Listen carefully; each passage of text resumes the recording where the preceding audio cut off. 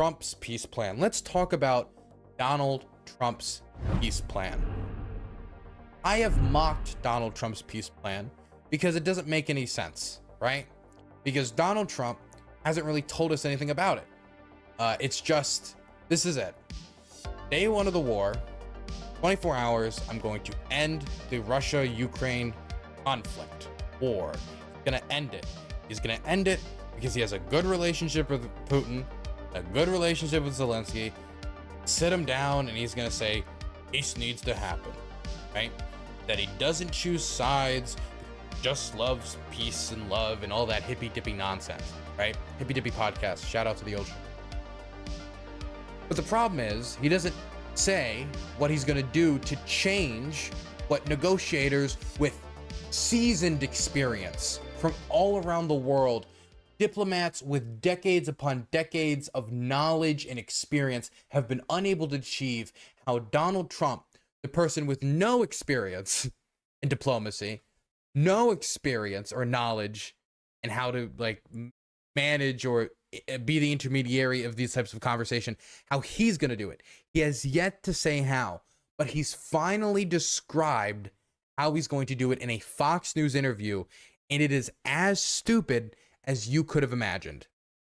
These leaders are at the top of their game. These are smart people, including Macron of France. I could go through the whole list of people, including Putin. Now, Putin's been wounded, probably. Let's see how it all turns out. You know, it's not over. I mean, one way or the other. But these people are sharp, tough, and generally vicious. They're vicious, and they're at the top of their game. We have a man that has no clue what's happening. It's the most dangerous time in the history of our country. So what should be the response? Ukraine would have never happened if I was president. None of this stuff would have happened. You wouldn't. So, number one, yes, presidents of countries are usually pretty good at their job when it comes to negotiating and being pretty brutal and cutthroat. You usually do not become presidents of nuclear-armed states without being a little cutthroat. That is true. But I think that's a little obvious. Also, he says this all the time, too, that the Russians wouldn't have invaded under his watch. Why? Why? What would be, why? So, there's two reasons that I'm usually given. The first reason is that that Trump is so scary that Putin would have invaded. And he also has a good relationship with Putin. So Putin wouldn't have invaded. They would have negotiated something. So, first off, I've seen how Trump negotiates. We saw it with North Korea, where he says, okay, no preconditions for a meeting. Okay, never mind. I will actually cease these military drills. Now that we have a meeting, and I've done all this stuff, you know, kind of bring you to the world stage and pat you on the back, here's my pitch. Give up all your nukes, and we'll put a McDonald's on every street corner. Didn't work. And by the end of his presidency, the North Koreans were blowing up the South Korean liaison office on national North Korean television. Okay, so that didn't work. And there's a lot of instances of Trump slightly dabbling with diplomacy and face planting immediately. So we've seen how he negotiates.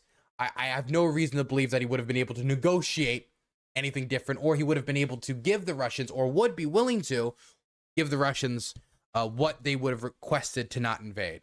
Secondly, the Russian invasion plan was not to fight in Ukraine for a year and a half. The Russian invasion plan was to take over Ukraine in a week. And the idea was that, well, when the Russians invaded Crimea and it was all over in like 72 hours, the West was stunned. They were wobbling. They didn't respond quick enough. They weren't unified. And so they got away with it. So if he does the same thing on a larger scale, then hopefully that would produce the same response. So the war plan was always based upon getting the war over quickly and just like done. You can't respond. Who are you going to send weapons to? There's no government to send weapons to. That was the Russian war plan. So the threat of America sending Ukraine weapons to defend itself, I don't know how much that could have really been brought into consideration, even during a Trump administration presidency, unless Trump's threat is, I'm going to put troops on the ground in Ukraine, after he did all that negotiation to try to get troops out of Afghanistan. Now, I know Trump's foreign policy is inconsistent and it flip-flops and is largely dependent on what benefits him at any point in time and or what was the last thing that somebody whispered in his ear as he left the room. But either way, he has played very hard into these anti-interventionist tendencies. And so I don't know if he would have been willing to make that commitment at the start of the war and deploy American troops. Probably not. Don't think he would have gotten congressional approval for it, and it certainly wouldn't have been covered by the AUMF, the Authorization for the Use of Military Force. So, does he get congressional approval? How is the home front going to react to it? Anyway, I don't believe that Trump could have stopped a Russian invasion. I have no good reason to believe it. We wouldn't have inflation, for one thing, but going back to that, Ukraine would have never happened. Taiwan, which will at some point happen. It will happen. Wow. Bold prediction. This group would never have happened. You never heard these things being talked about. I knew about them because they were talked about. They were. It's just, I mean, Ukraine was talked about, of course, not to the same extent, but Taiwan's was like a constant topic of conversation during the Trump presidency and even before. I'd be with President Xi, I'd talk, and he likes Taiwan a lot. And Putin, he doesn't like Taiwan. He wants Taiwan. There's a key difference between liking Taiwan, because what makes Taiwan is partially democracy, civil liberties, freedom of expression, and these are things that Xi very much does not like. When you say he likes Taiwan the same way a thief likes a bank. like Ukraine a lot. It was the apple of his eye. But he never made a move with me because he knew he couldn't do it. Why? He still has never described why. Remember this also with Putin.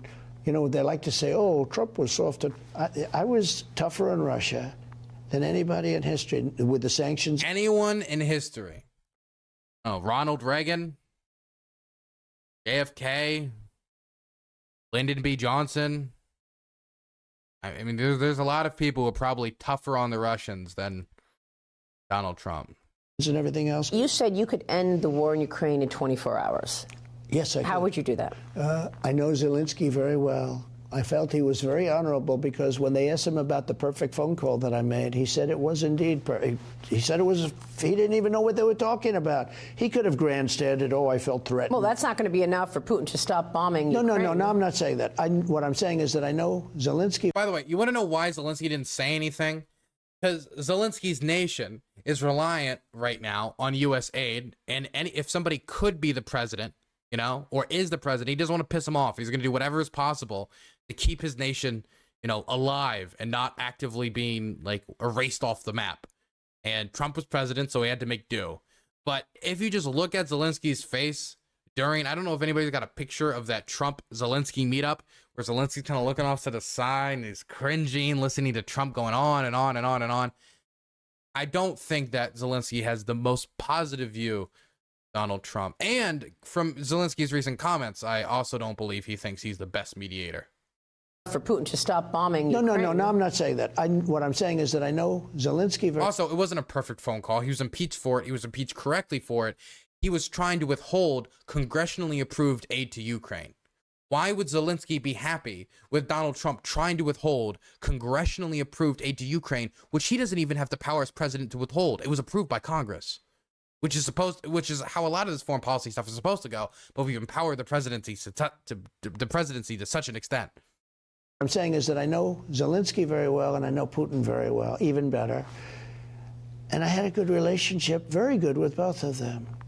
I would tell Zelensky, no more. You got to make a deal. I would tell Putin, if you don't make a deal, we're going to give them a lot. We're going to give them more than they ever got if we have to. I will have the deal done in one day. So there's the plan. That's the only that 10 seconds at the end is the only inclination we have been given about what Donald Trump's plan would be on the war in Ukraine if elected. That's the only inclination we've been given. That's it. That Putin likes him, Zelensky likes him. He's going to go to both and he's going to bluff him. He's going to go to Zelensky and he's going to say, gotta stop, gotta make a deal. We're good buddies, you and me. And then he's going to go to Putin and he's going to say, if you don't make a deal, I'm going to give Ukraine all the weapons. Now, I don't want to be the bearer of bad news, but one of the things is with bluffing is that you can't really admit openly that you're going to bluff somebody. If you say out, and this is the thing, Donald Trump a million times over has said, I don't like to reveal my plan because if I reveal my plan, someone might steal them or, it might be used against it. And in 99.9% of scenarios, he has tried to use that excuse. It didn't make sense. It just covered for a lack of knowledge. And in this case, I think he has a lack of knowledge as well. But if his goal was to actually just bluff him, this is like the one scenario where he actually should have kept his mouth shut. Because if you announce, I'm going to bluff them, before you bluff them, they're both just going to say no.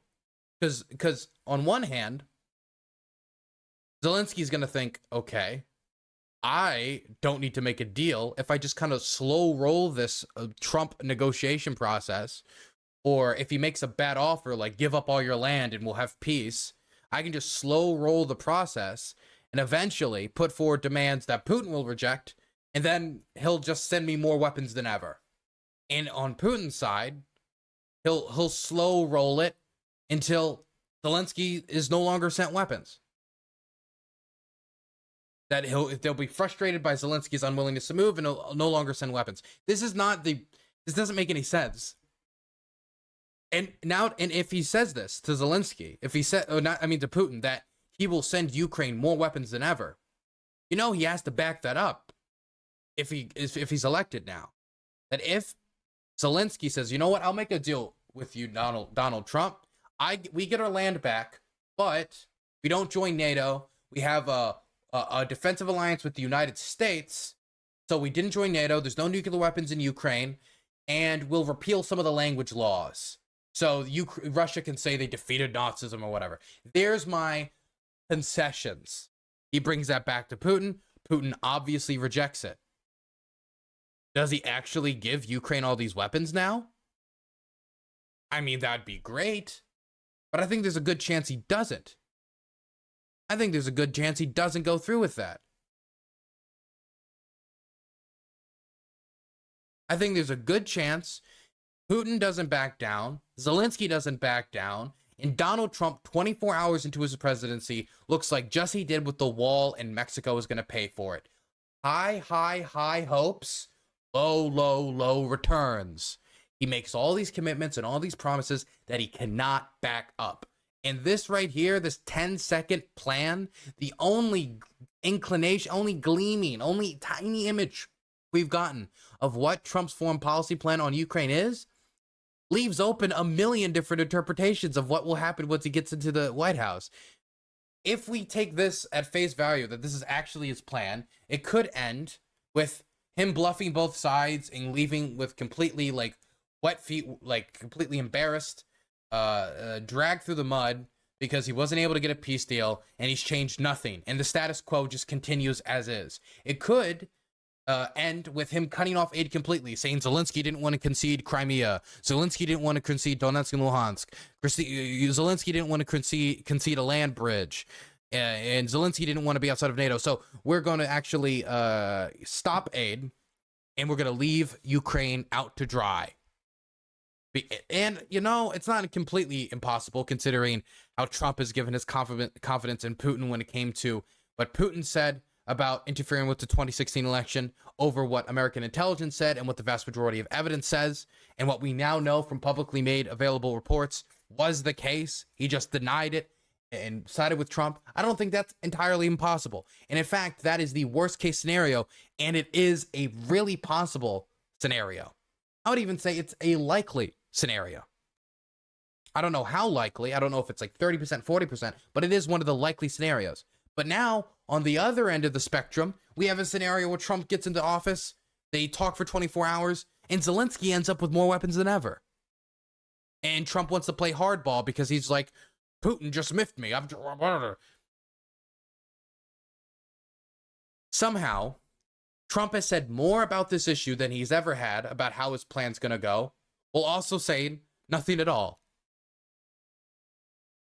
Absolutely beautiful. as always, I stand by my take that Donald Trump has no fundamental foreign policy beliefs outside of what will benefit him most immediately and who was the last person to whisper in his ear. I don't know if this is something he thought of that he thinks could benefit him. He could just like hardball them or bluff them into submission after every other diplomat in the world couldn't. Or if this was the last thing somebody whispered in his ear saying, you know what you could do is who knows? Either way, Trump is as clueless as ever, and he would be the last person you would want to handle the delicate balancing act that is American support for Ukraine. Also, I will say, lastly, that Ron DeSantis's political PACs are now going after Trump for this, like this one, the Never Back Down one. It's going to be weird seeing the debate stage if Ron DeSantis, the person who was supposed to be the option for Never Trumpers to get away from the Trump isolationist madness and away from the Trump chaos, start backing a guy who goes after Trump for saying he will support Ukraine with more aid. Wild.